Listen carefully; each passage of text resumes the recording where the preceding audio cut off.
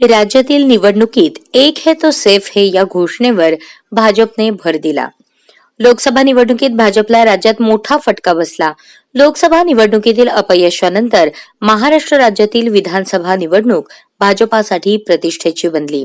महायुतीमध्ये भाजपा सर्वात जास्त जागा लढवत आहे. या निवडणुकीच्या प्रचारासाठी भाजपने राज्यभर संपूर्ण शक्तीनिशी प्रचार देखील केला. राज्यातील सर्व नेत्यांसह देशभरातील नेते आणि केंद्रीय मंत्री शिवाय पंतप्रधान नरेंद्र मोदी देखील प्रचारात सहभागी झाले होते.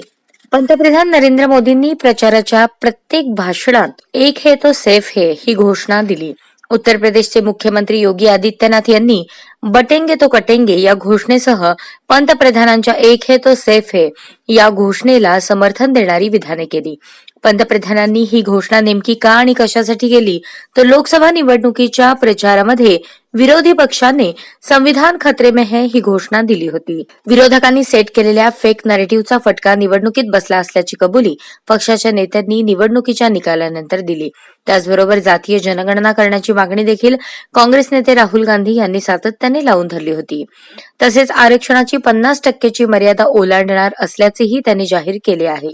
विरोधकांचा हा प्रचार मुस्लिम तुष्टीकरणाशी जोडून मोदींनी एक है तो सेफ है ही घोषणा दिली आहे. काँग्रेस मुस्लिमांना संरक्षण आरक्षण देण्यासाठी ओबीसी एससी एसटी आरक्षणाला धक्का लावणार असल्याचा पंतप्रधानांचा दावा आहे. त्यासाठी अशा प्रकारची घोषणा दिल्याचे म्हटले जात आहे.